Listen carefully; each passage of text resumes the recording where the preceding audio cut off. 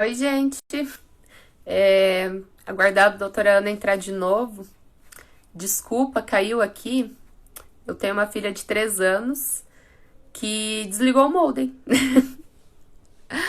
Aí não teve o que fazer. Enfim, é só aguardar a doutora Ana mandar a solicitação de novo, tá bom? Mas é isso, né?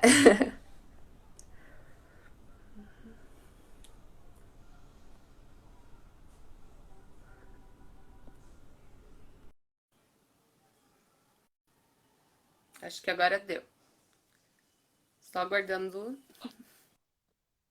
Oi, Oi, não a acredito que a tua filha desligou o modem. desligou. Eu até mudei de lugar, que daí agora eu fico perto do modem. Essa é boa, hein? Vamos só esperar as pessoas entrarem um pouquinho. A Sim, gente já volta. O meu ainda não faz essas coisas. eu falo assim de saudade da época que a minha ficava no colo também. Ai, ai. Falei, né? Para somar o nervosismo da primeira live da vida, o bebê vai e ajuda bastante, assim, desliga o modem. Falei, uai, travou, ia tentando entrar e não conseguia. Ai, então tá. Daí ia comentar na hora que travou a live. Uma outra indicação de cesárea também seria bebês transversos, né? Então, são bebês Ah, que acabam não ficando nem cefálicos e nem pélvicos, né? Eles acabam ficando transversos na barriga. Então, não tem como a gente fazer parto com bebê transverso. No transverso, que fica ali próximo ao colo do útero, é o ombrinho do bebê. Então, aí é uma indicação de cesárea também, né? uhum. É, ai, desculpa.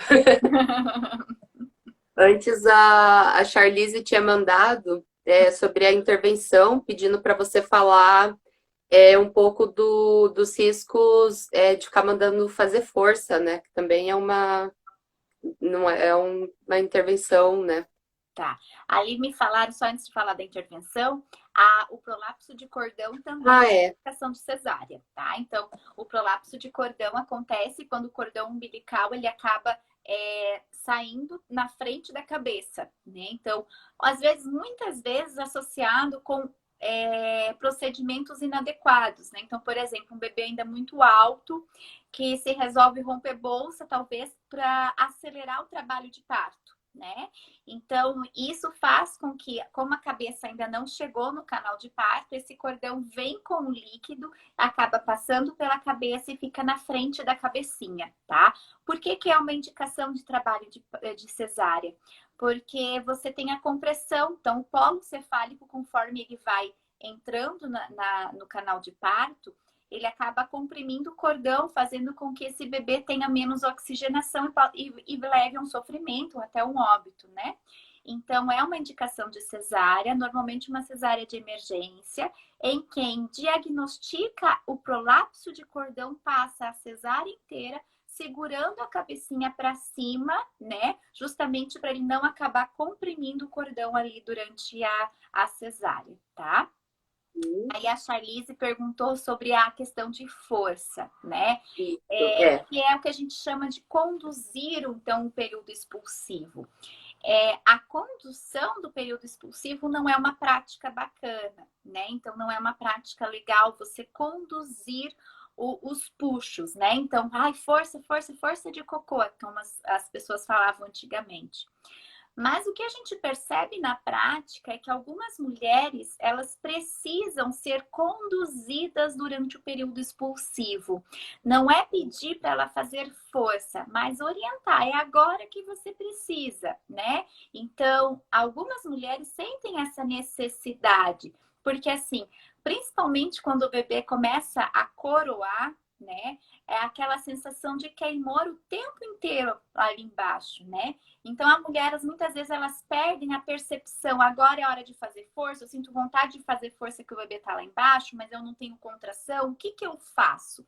E aí, nós, obstetras, a equipe de enfermagem, né? Ela acaba fazendo conduzindo essa mulher, ó, agora é hora de fazer força, pode fazer, né? Então, ó, agora você respira, agora não tem contração, então vamos respirar.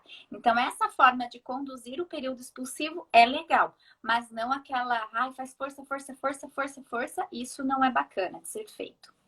Uhum. A Ká perguntou ali como saber se uma intervenção é realmente necessária Uhum. e como diferenciar essa intervenção necessária de um protocolo médico, né? De uma intervenção de rotina. É estudar, né, Gé? Então, assim, É, a partir do momento que você sabe, né? Então, a gestante, ela procurou informações e ela sabe, não, a episiotomia eu sei que é um procedimento que é feito somente se meu bebê estiver em sofrimento, né? Ai, mas doutora, eu não sei se ele vai estar em sofrimento ou não. Então, é confiar na equipe que você está escolhendo, né? Então, eu escolhi essa equipe, eu confio nela e eu sei que se for feita a episiotomia, será feita por uma boa indicação, né? E as outras questões, né? Que nem eu falei, a lavagem intestinal, a raspagem de pelos, a gente sabe que não deve ser mais protocolo em nenhuma instituição. E até onde eu sei, não é protocolo mais de nenhuma instituição. Bebês de 4 quilos é. não é indicação de cesárea, tá? A gente sabe que bebês acima de 4 quilos a gente começa a ter um risco de complicação maior do que um bebê com menos de 4 quilos, mas não é uma indicação de cesárea. Se a gente tiver com uma equipe multidisciplinar, com uma equipe que saiba, né, intervir em casos de distócias, de tudo isso, ok, né? Bebês acima de 4,5 kg, né? Então, eles já levantam a possibilidade de se pensar numa cesárea eletiva, que os riscos-benefícios já não são assim, na balança, os riscos já superam os benefícios. Então, isso que deveria se pensar. Por isso que eu falei que às vezes existem indicações de indução, porque eu não vou fazer minha última ultrassonografia e vou ver assim, nossa, esse bebê tem 4,5 kg. Não, a gente vai acompanhando. E a gente sabe que bebezinhos acima do percentil 90 de peso, a chance, às vezes, de chegar perto de 42 semanas e ter mais de 4,5 kg é muito grande, né? Uhum. Você Claro que tem, falou. às vezes, os surpresas, que às vezes passa a gestação inteira errando no ultrassom, e quando nasce, nasce com mais de 4,5 kg, que já aconteceu comigo, mas tudo bem. Eu, eu não sei se você vai lembrar, mas o ano passado teve uma gestante que ela foi lá no Gênesis. Primeira gestação, ela foi levada para cesárea por causa de uma bebê de 3,5 kg.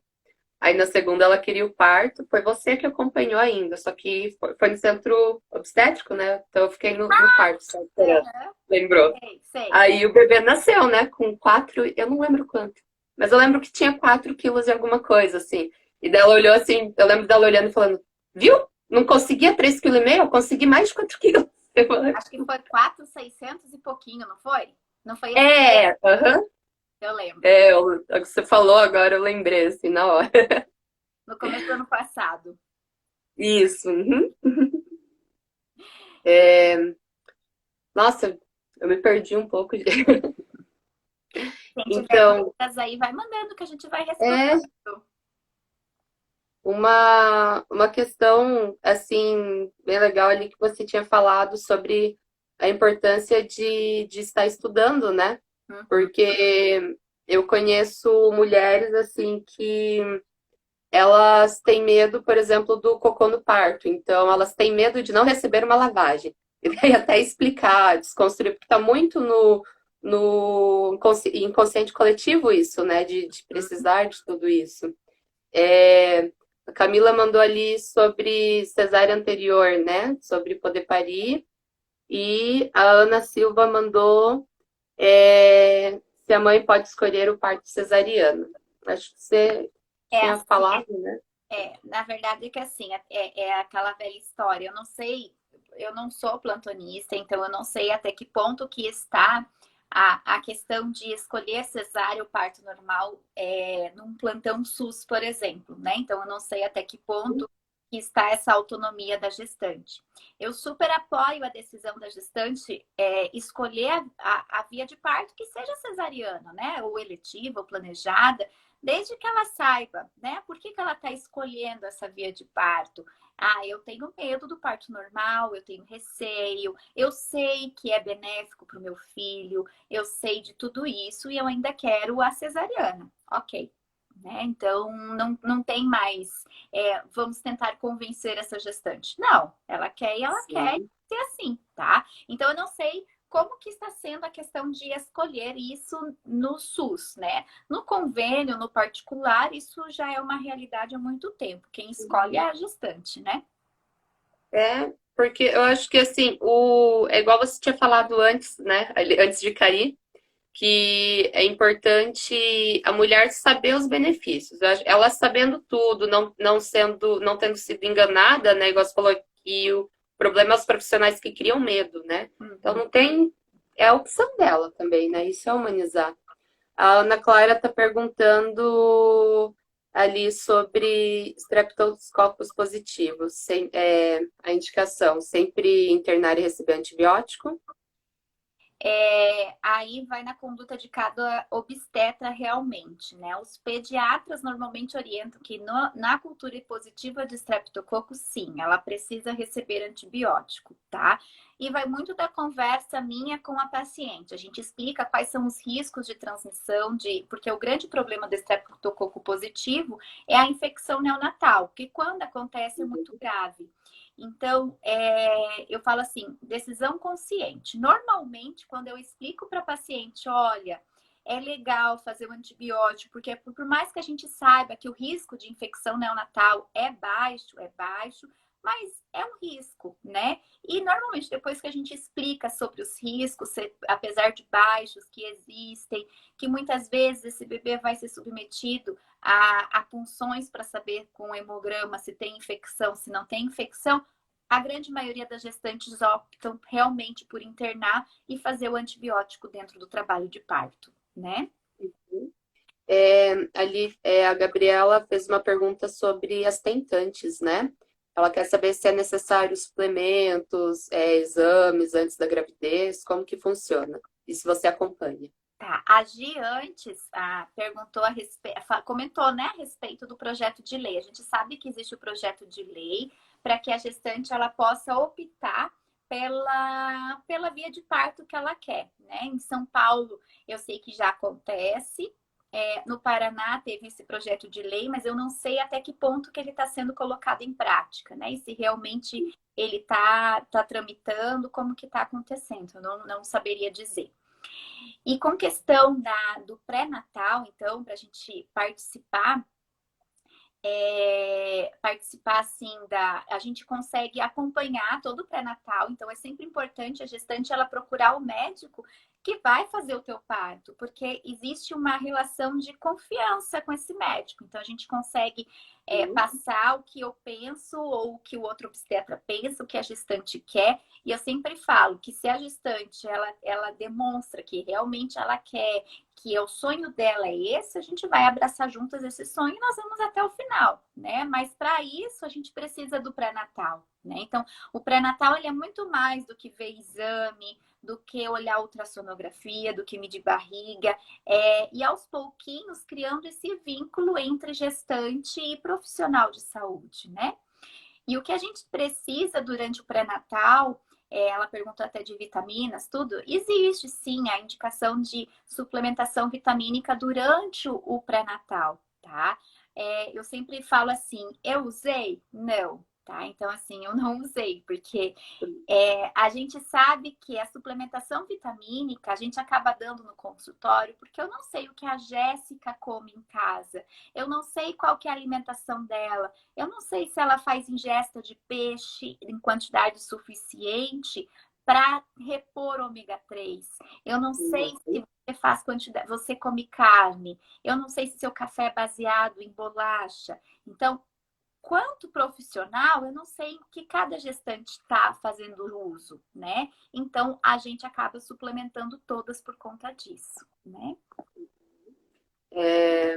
A Char tinha comentado ali sobre o Brasil ser um dos países com maior índice de cesárea, na hora que a gente falou sobre. E daí a Nath perguntou ali embaixo, se não entrar em trabalho de parto, até quantas semanas você espera para induzir? Os livros falam até 42 a gente pode esperar, né? A gente sabe que a partir de 41 os riscos aumentam levemente, mas a gente pode esperar até 42 semanas, tá? Aí a gente acaba individualizando cada gestante, né? Se a gestante mora em Cascavel, se ela mora fora, mas uma gestação saudável pode ir até 42 semanas. Aproveitando que você falou daí das 42 semanas, e antes tinha falado do pré-natal, a partir das 40 semanas, daí muda a monitoração, né? Como que fica daí? Sim, a gente não fica assim, chegou a 42, tchau, volta só, né? Então, 40 semanas volta só quando você tiver 42. Não, então a gente orienta muito bem a gestante com respeito, principalmente a mobilograma. O que é o mobilograma? É a gestante perceber os próprios movimentos do bebê. A melhor forma de você observar se o seu filho está bem é através dos movimentos dele, né? Então, a gente sempre orienta isso, a gente vai acompanhando mais de perto essa gestante, tá? Acho que é mais ou menos isso, né? Acho que sim, né? É, Mais alguma dúvida?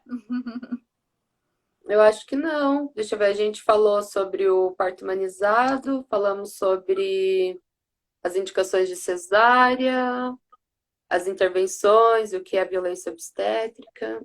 Ah, uma coisa, lembrei. Uma coisa assim bem importante pro acompanhante assim, porque às vezes igual a mulher não quer a epísio preventiva, né?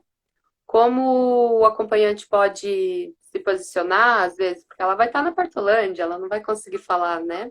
Aí, ou alguma outra intervenção que seja, né? Eu só usei epísio porque era que a gente focou, né, no começo. Assim, o acompanhante, ele pode estar ali acompanhando o que vai ser feito ou não, tá? Mas é justamente isso que eu falei, é a confiança do obstetra, porque o parto, ele tem que ser algo leve, né?